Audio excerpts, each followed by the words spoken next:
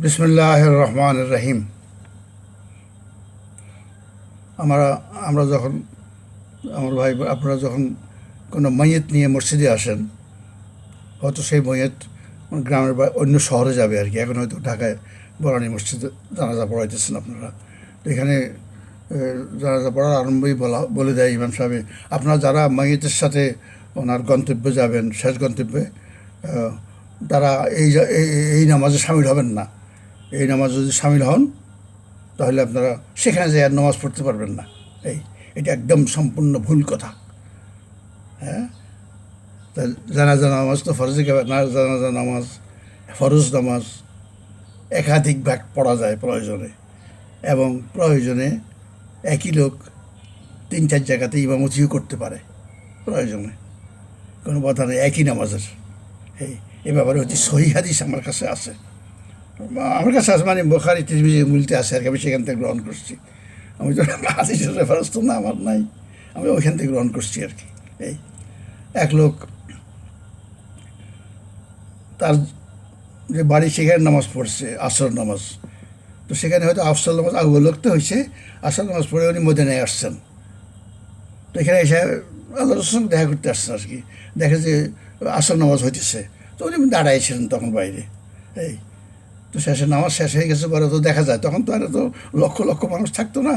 তো আর আল্লাহ রসুল দেখছে, তুমি দাঁড়িয়েছো কেন বাইরে, তুমি নামাজে কেন সামিল হও নাই? বলছি আর রসুল, আমি তো আমার গ্রামে তো নামাজ পড়ে আসছি। না, তুমি যখন গ্রাম চলে আসলে আর এখানে যখন আসলাই মদিনা মসজিদ বড় নামাজ, তো তুমি এখানে আবার সামিল হবে, এটাই নিয়ম। তো বুঝলাম, তো 2বার সামিল করছে, কোনো বাধা নাই, পড়তে হবে। আপনি যখন এখান থেকে গেলেন, আমি হয়তো গেলাম আমার ছোটো এখানে এসে দেখি যাওয়ার, আমি হয়তো আমার বানানি মসজিদে আসছি কোনো কাজে, দেখেছি সেখানে নামাজ হইতেছে, তো আমি যদি পারি আর কি সামিল হয়ে যেতে পারবো, কোনো ওজন না থাকলে। আবার নামাজ পড়া যায়। এইগুলো আবার ইমামতিও করা যায় 2-3বার। এক লোক ছিলেন, উনি গ্রাম অনেক দূরে, তো ভোরে চলে আসতেন ফজর নামাজ পড়ে ওইখানে। তো এখানে এসে সারাদিন থাকতেন আল্লাহ রসুলের কাছে, এলেমের চর্চা করতেন, কোরআন, আর উনি ব্যবসা বাণিজ্যও করতেন হয়তো। তো উনি আবার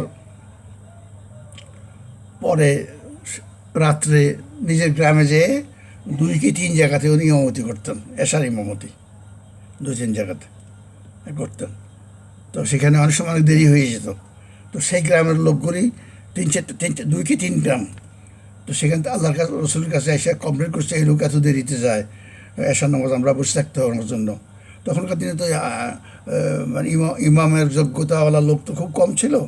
এগুলি আর্লি মদিনা লাইফের ঘটনা আর কি। শেষে উনি ওই লোককে জিজ্ঞেস করছে, রসুল্লাহ, আমি তো ওই সারাদিন আপনার কাছে ছিলাম, ওই এশার নামাজ ওই আপনার সাথে পড়েই যাই, আপনার পিছিয়ে পড়েই যাই আর কি আমি। তো অনেক সময় এখানে এশার নামাজ দেরি হয়ে যায়, তো আমার কাছে দেরি হয়ে যায়। না, ঠিক আছে, তুমি একটু আর্লি যাওয়ার চেষ্টা করো, ওদের কষ্ট দিও না। আপনারা জেনে নিলেন তো ভাই, সত্য কথাটা, সত্য হাদিসের সত্য কথা, এবং সত্যবাদীর মুখে বিনা মতলবে জানাজা নামাজ 2-3বার পড়া যায়। যে কথাটা বলে, যারা ওনার সাথে যাবেন গন্তব্যস্থলে, তারা এখানে নামাজে সামিল হবেন না। সামিল হলে আপনারা সেখানে জানাজার নামাজ পড়তে সামিল হতে পারবেন না, এটা ভুল। হাদিস দিয়ে দেয়, মানে সব বলে দিলাম তো, সত্যি সহি হাদিসের কথা। তো সুতরাং আমার ভাই বোনের এরপর থেকে আপনারা যাবেন, আর ওনাদের বলবেন না, এটা আপনার কথা ঠিক না, আপনি যা বলছেন ঠিক না, আমরা সহি হাদিস শুনছি।